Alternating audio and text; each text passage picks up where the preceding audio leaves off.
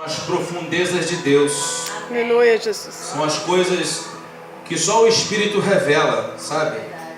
Está escrito no texto, mas tem pessoas que lê, não enxerga. Aí precisa de que o Espírito revele. Mas para o Espírito revelar, temos que estar nele e ele está em nós para isso, né? Aleluia, Jesus. Glória a Deus. Aleluia. E não dá para sermos mais, irmãos, vivemos no tempo da antiga dispensação, do antigo modelo, do antes de Cristo, que o Espírito vinha, se apoderava dos homens por uma habilidade, para uma unção específica e depois saía. E muitos de nós hoje, irmãos, estamos vivendo esse tempo, vivemos o tempo da antiga aliança, do Antigo Testamento. Só que hoje ele veio para estar sendo moradia nossa. É para estar presente, estar residindo. Não é mais um aluguel, não é mais de vez em quando. É ser casa. Aleluia, Jesus. Permanente de Deus, né? E de sua presença. E Deus tem nos levado a pensar sobre muitas coisas, irmãos, e a examinar a palavra de Deus para isso. Porque, irmãos, a palavra de Deus nada mais é do que simplesmente nos ser uma bússola orientadora para viver e assumir e fazer aquilo que Deus quer que nós façamos. Não é somente um livro sagrado para ser reverenciado e adorado, mas um livro para ser praticado. E muitos de nós fazemos da Bíblia como um amuleto. Às vezes, na hora de fazer ali um momento de um exorcismo, né, ou de repreender um espírito mau, nós dizemos, né, pegamos a Bíblia e apontamos e dizemos, sai dele, com a Bíblia não faz nada. O que faz é o que está dentro de nós. Amém, Jesus. A autoridade que nos foi confiada é que faz. É o nome que faz. Aleluia, Jesus. É o exercício do uso desse nome que faz. Então há uma série de coisas que estão obscuras. Eu entendo que o Espírito Santo está desejando soprar para tirar toda a nebulosidade, para que nós vejamos muita coisa, irmãos. Amém. Enxerguemos as coisas como elas são. Aleluia, Jesus. E eu quero hoje compartilhar com os irmãos, com a ajuda do Espírito Santo, um texto. Eu quero falar hoje sobre os sacerdotes, sobre sacerdócio com vocês. Só que eu dizer para você que você hoje é sacerdote, você precisa entender o que é ser sacerdote primeiro. Você pode dizer, nossa, que bom, Deus falou para o sacerdote, que maravilha, fico muito feliz com isso. Mas ser sacerdote, hoje nós vamos aqui entender um pouquinho o que é isso. E ser sacerdote, irmãos, nada mais é do que ser uma pessoa dedicada ao trabalho das coisas sagradas. Uma definição bem simplificada. É alguém também que tinha responsabilidade em explicar a lei de Deus. Nós já vamos ler o texto. E a palavra de Deus, irmão, vai falar para nós. Eu quero agora que nós abramos. Nós vamos fazer hoje alguns textos. E o primeiro que eu quero que nós lemos juntos está em Colossenses, capítulo 2. Colossenses 2, a carta aos Colossenses, capítulo 2, o versículo é o 16 e o 17. É o que eu mais ou menos tentei falar aqui nessa introdução aqui com vocês, com cada irmão.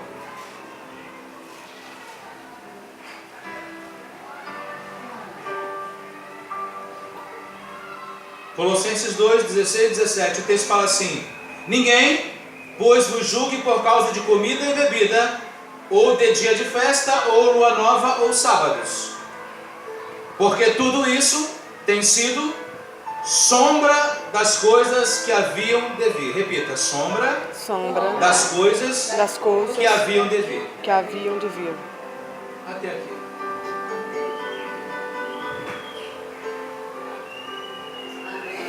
O que os sacerdotes faziam no passado, irmãos, todo aquele ritualismo que nós dizemos até hoje que são até mesmo banal, são banais, não tem mais validade.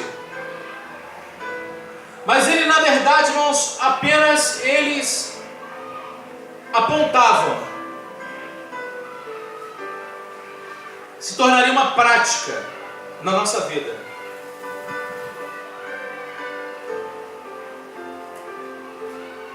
E o texto, na verdade, o texto central que nós vamos estar falando hoje é Malaquias capítulo 1. E ele vai tratar de sacerdotes. Só que hoje, irmãos, há uma linha, uma corrente teológica que vai dizer que existem figuras que são sacerdotes. E às vezes até mesmo nós falamos que somos sacerdotes e tudo mais, que os ministros são sacerdotes, né? Nós usamos essa linguagem. Só que a Bíblia vai nos dar uma amplitude, irmãos, a nos dizer que esses sacerdotes não é apenas uma classe exclusiva de pessoas, como um clero na Idade Média. Que eles naquela época insistiram bastante em idealizar. E nós vamos ler na palavra de Deus, irmãos, ainda não em Malaquias, aguarde um pouquinho, mas na primeira carta do apóstolo São Pedro, no capítulo 2, 1 Pedro, capítulo 2, ele vai falar uma coisa do seu e do meu interesse. 1 Pedro 2,9. Vou ler para nós remirmos o tempo. Você vai na sua habilidade de achar os textos bíblicos aí, vem atrás. Vós, porém, sois raça eleita, sacerdócio real, nação santa, povo de propriedade exclusiva de Deus. Aqui, vamos parar por aqui. Raça eleita. Ou seja, por mais que você quisesse ser sacerdote, até porque era assim que funcionava na antiga dispensação, ninguém decidia ser sacerdote. Era eleito para ser sacerdote. Começa por aí. Ninguém se autodenominava sacerdote. Era escolhido para ser sacerdote. Deus vai dizer: olha, Moisés, separa-me Arão e aos seus filhos para serem meus sacerdotes. Eleição, escolha divina, aleluia. Vocês tornaram-se raça eleita, sacerdócio real e nação santa, e povo de propriedade exclusiva de Deus. Propriedade exclusiva de Deus. Tem gente que está se deixando ser propriedade de outros ou de outro. O sacerdócio real ou sacerdócio universal dos crentes hoje é para ser exclusivo, pertencente a Deus. Apocalipse 1,6 também vai nos falar sobre isso. Vamos lá, Apocalipse 1,6. Se você quiser grifar na sua Bíblia esses textos, o faça, fique livre para isso. Apocalipse 1,6 vai dizer o seguinte para nós: e nos constituiu reino, sacerdotes para o seu Deus e Pai. Ele nos constituiu, Ele nos elegeu reino e sacerdotes. Então eu quero desde já, irmãos, tirar de todos vocês uma mensagem. Eu quero explicar para vocês que os ministros têm funções na igreja. Tem dúvida assim? A quem honra, diz a palavra de Deus. Mas eu quero falar que sacerdotes são todos os salvos por Jesus Cristo, comprados pelo seu sangue. Amém. Primeira coisa. Isso não tira a honra dos ministros na casa, no templo.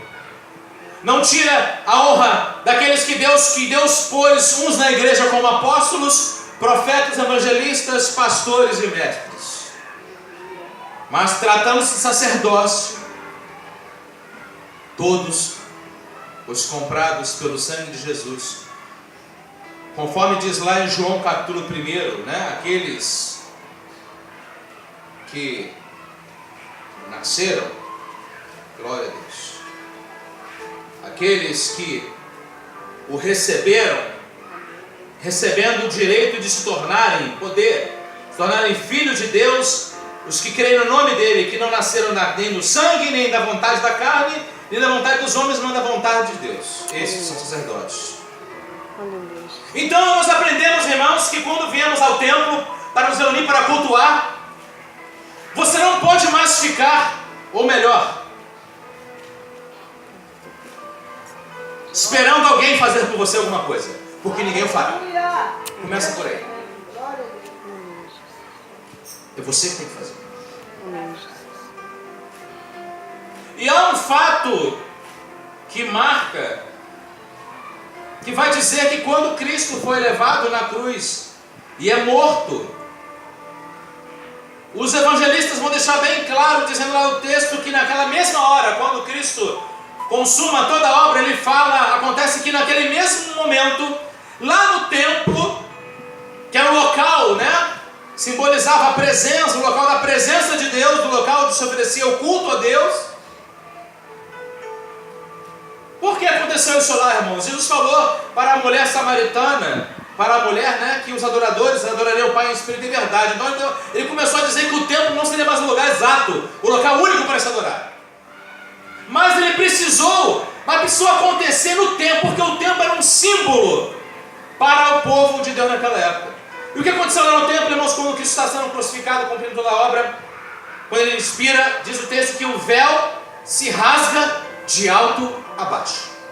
Amém. Inclusive vai dizer, se você estudar um pouquinho mais sobre isso, você vai saber que a espessura daquele tecido que separava, o lugar santo dos santos era um tecido muito grosso,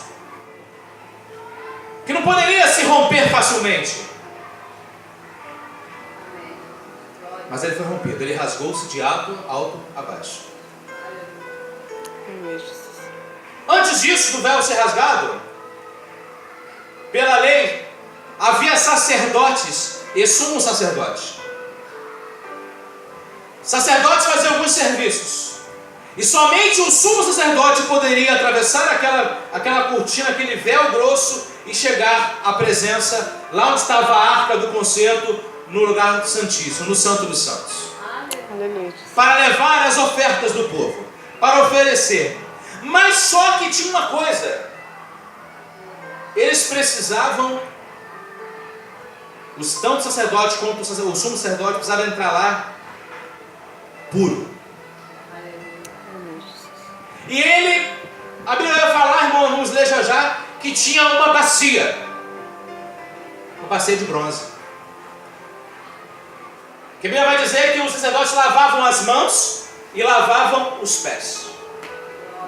Por que mãos e pés? Porque as mãos, elas trazem as nossas obras, E os pés, os caminhos que nós, as veredas que nós temos andado. Então começa a conectar na sua vida aí, que para poder se apresentar na presença de Deus, tem que estar com as mãos limpas e os pés limpos. Glória a Deus. Jesus, glória a Deus. Caso contrário, se apresentasse assim, era morto.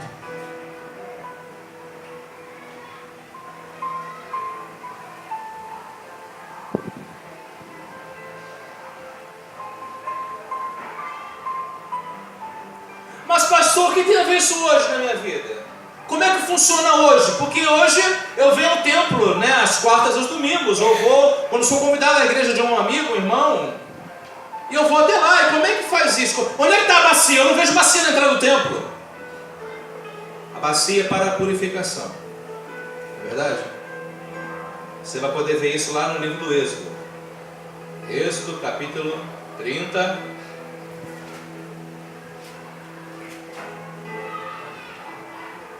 Êxodo 30, 17 até o 21. Êxodo 30, segundo livro da Bíblia. Disse mais o Senhor a Moisés: farás também uma bacia de bronze com o seu suporte de bronze para lavar. Pô-la-ás entre a tenda da congregação e o altar, e deitarás água nela. Nela Arão e seus filhos lavarão as mãos e os pés. quando entrarem na tenda da congregação, lavar-se-ão com água, para que não morram. Ou quando se chegarem ao altar para ministrar, para acender a oferta queimada ao Senhor. Lavarão, pois, as mãos e os pés, para que não morram. Ele repete de novo. Isso lhe será por estatuto o quê? Perpétuo. O que é perpétuo? Que não se acaba. É permanente. Tem que fazer isso para sempre. Aleluia, Jesus. A ele e a sua posteridade através de suas gerações. Aleluia. Levítico 10. Levítico 10.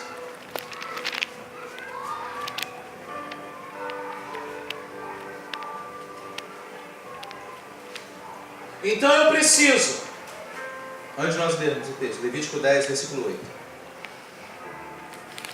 Como é que eu faço hoje, pastor? Não tem uma bacia no templo para eu não morrer. Como é que faz hoje, pastor? Meu irmão, faz assim agora. Toda vez que você se apresentar diante de Deus, você lave-se no sangue do Cordeiro. Aleluia. Glória a Deus. Se lavar é entender que está sujo e que precisa ser purificado. Lavar-se todas as vezes, apresentar a Deus o sacrifício, é entender que eu estou, que tenho culpas, que tenho sujeira em mim e que preciso me apresentar puro diante do meu Deus. E para isso eu me lavo na bacia de bronze. Eu agora me lavo nas vestiduras, minhas vestiduras no sangue do Cordeiro. Ou seja, eu confio, eu coloco nas mãos do Senhor a obra de Cristo em mim. Eu chamo para mim a obra de Cristo, que me amou, me perdoou, morreu por mim pelos meus pecados.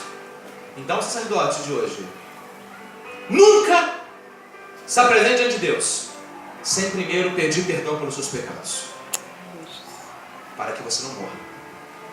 Porque você só é aceito, eu só aceito, irmãos, diante de Deus, para apresentar uma oferta, um culto a Ele, um louvor, com mãos limpas e coração puro. Se eu fizer isso através da pessoa de Cristo. Aleluia. Caso eu não faça, Deus me enxerga impuro, Deus me enxerga imundo diante dele. Jesus, é verdade. Então, sacerdote desta geração, Aleluia. apresente-se, lave suas mãos e seus pés Aleluia, Jesus. no Glória. sangue do Cordeiro, Aleluia, Jesus. confiando na obra dele. Aleluia. Levítico capítulo 10, versículo 8 até o 11. Também falou o Senhor a Arão, dizendo: vinho ou bebida forte, tu e teus filhos não bebereis, quando entrardes na tenda da congregação, para que não morrais. Estatuto perpétuo será isto entre as vossas gerações, para fazer de diferença entre o santo e o profano, e o imundo e o limpo. Aleluia, Jesus. Glória a Deus. E para ensinar aos filhos de Israel todos os estatutos que o Senhor lhes tem falado por intermédio de Moisés. Aleluia, Jesus. Até aqui. O que é isso aqui? O que o texto quer dizer? Que um sacerdote da nova aliança,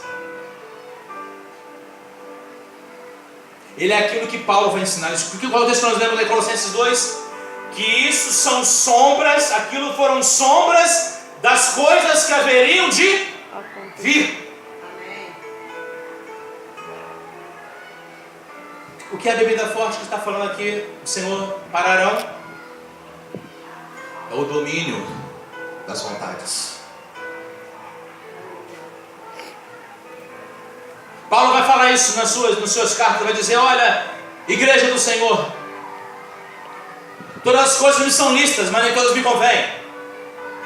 Todas as coisas me são lícitas, mas eu não deixarei ser dominado por nenhuma delas. Domínio próprio, Gálatas 5, 22. E o domínio próprio contra estas coisas não há lei. Amém, Jesus. O sacerdote da nova aliança, ele tem domínio próprio.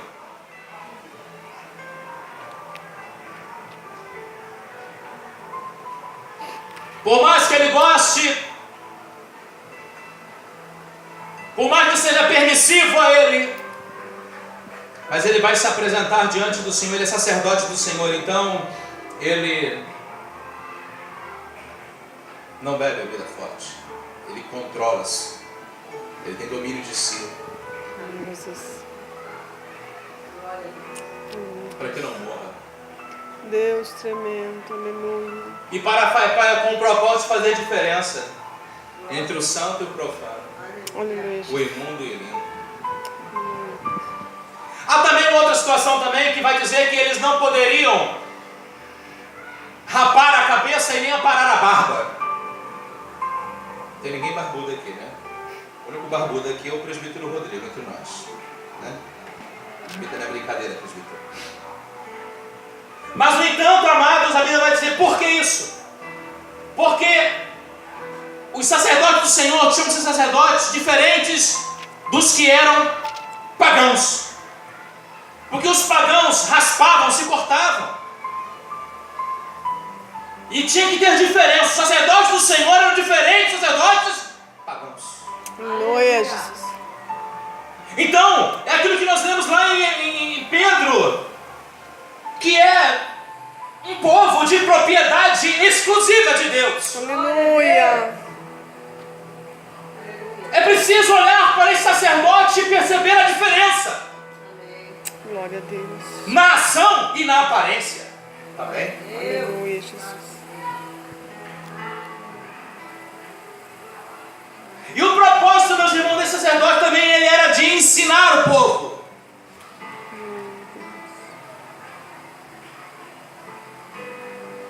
Algumas cartas no Novo Testamento vai falar que nós temos que consolar uns aos outros com as palavras do Senhor. Então, meus irmãos, eu quero falar para vocês, eu quero decepcionar vocês agora aqui. Se vocês têm esperado apenas da figura pastoral desse lugar sobre suas vidas para serem conduzidos aos céus, acho melhor vocês colocarem as barbas de molho com relação a isso. Porque cabe a vocês a chegar-se à presença do Senhor. Aleluia, Jesus. Hebreus 10 vai dizer para nós um texto muito interessante. Hebreus 10, vira bastante página da sua Bíblia aí. Estava lá em Levítico, vai para Hebreus, né? Vai atravessar aqui um montão de tempo aí, né? Hebreus 10, 19, vai dizer o seguinte, Hebreus 10, 19. Glória a Deus. Glória a Deus. Acompanhe só, Hebreus 10, 19 a seguir. Tendo, pois, irmãos, intrepidez, ousadia, mesma coisa, para entrar no santo dos... Opa, não é o teu pastor que vai entrar no santo para você. É você que tem que entrar no santo dos santos. Aleluia, Jesus. Glória a Deus. Pelo sangue de... Depois de lavar as mãos na bacia. Opa. Aleluia. Pelo novo, vivo caminho, que ele nos consagrou, que é pelo véu. Isso é a sua carne, a sua crucificação, a sua morte na cruz. Aleluia. Tendo grande sacerdote sobre a casa de Deus. Ele é o sumo sacerdote, irmãos, que foi até lá Aleluia. e fez um grande sacrifício, único, de uma vez por todas. Por todos. Continuamos aqui a ler. Aproximemos, ei, sacerdote da nova geração, aproxime-se dele. Aleluia. Com sincero coração e plena certeza de fé, tendo o coração que é purificado. Bem-aventurados os limpos de coração, porque eles verão a Deus. Sermão Aleluia. das Glória a bem-aventuranças. Deus. Aleluia. Está entendendo? Está entendendo a antiga modo e o novo modo? Estão compreendendo? Aleluia. Estou fazendo com vos irmãos uma transição. Oh, Observe. glória a Deus. Purificado de quê? De uma má consciência. Ou seja, a Bíblia vai falar, irmãos, melhor dizendo, retiro aqui, a Bíblia não. Estudos vão dizer que o Espírito, o nosso Espírito é dividido em três partes. Uma das partes do Espírito é a consciência, sabe disso? O estudo da psicologia vai falar um pouco sobre isso. Que o corpo, né, nós temos corpo, alma e espírito. E que esta alma e esse espírito também são divididos em três partes. E uma das partes que o espírito é dividido, que são em três, uma dessas partes é a consciência. Então, a minha purificação, ela é dentro da minha consciência, no meu espírito. Aleluia. A purificação aqui na minha consciência é no espírito, não é na carne, é no espírito. E lavado o corpo com água pura. Água pura. Aleluia, Jesus. As coisas que aconteceram na antiga aliança eram sombras das coisas que haveriam de vir. Aleluia. Pastor, mas o pastor não pode orar, o senhor não pode orar pela minha vida? Claro que eu posso. Por isso nós temos insistido em dizer, irmãos, e você deve já ouvir alguém dizer, que na hora que você está lá na sua casa e apareceu alguém lá que está lá, né, terrivelmente endemoniado, você não precisa chamar o pastor para fazer lá orar por você, falar para aquela pessoa. Você mesmo pode ir lá e orar, sabe por quê? Porque a Bíblia vai dizer assim: eis que vos dou poder. Aleluia. Para expulsar em meu nome todos os demônios. Glória a Deus. Ele não disse chame os sacerdotes, chame os ministros, não. O problema é que eu não me posiciono como sacerdote. O problema está aí. O problema não está na palavra ou naquilo que pode acontecer. O problema é que eu não me posiciono como sacerdote. Eu quero viver no antigo modelo. E se eu quero viver no antigo modelo, irmão, eu tenho que cumprir e viver segundo a lei. E ninguém consegue viver segundo a lei. Porque está sempre colocado em condenação pela lei. Jesus. Por isso que muita gente não entende, muita gente não rompe, não alavanca no reino de Deus, irmãos, por isso. Muita gente não consegue viver o reino na sua vida, entrar no reino, ver o reino, porque não entende isso ainda. E nessa noite, irmão, essa palavra aqui é uma palavra revelada para esclarecer a todos vocês aqui nessa noite. Amém, Jesus. Qual é o resultado disso, pastor? É ter uma igreja abarrotada de gente? Não.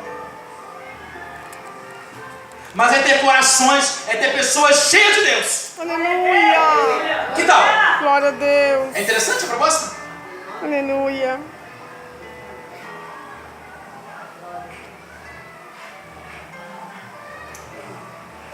Aleluia, Jesus.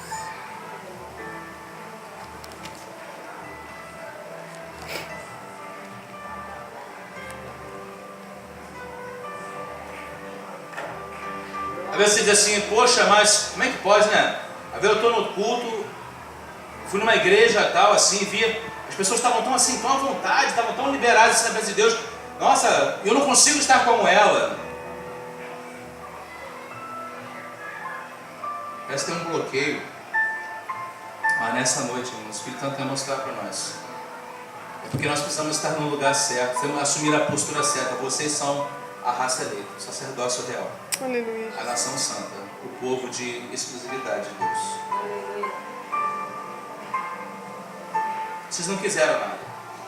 Deus, quando falou assim para a tribo de Levi, ele falou assim: Moisés, separa a minha tribo de Levi somente para mim. Jesus. As demais tribos trabalharão, ararão a terra, criarão os animais, mas a tribo de Levi, ela apenas me servirá. Ela ficará, dentre elas escolheremos porteiros, cantores, instrumentistas. Eles me louvarão continuamente, 24 horas por dia. Acenderão as luzes, as lamparinas do templo. Acenderão o candelabro. As horas devem ser acesas. Guardarão as portas do templo. Aleluia, Jesus. Sabe quem são esses levitas? São os sacerdotes da Nova Aliança. Aleluia. O que, pastor? Eu não trabalho mais, eu fico agora desempregado? Você não está entendendo. Faça a transposição.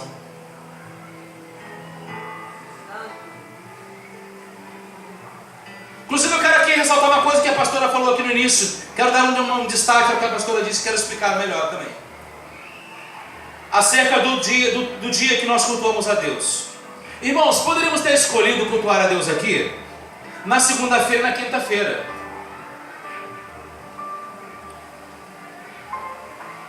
E o Senhor continuaria sendo o Senhor também no domingo.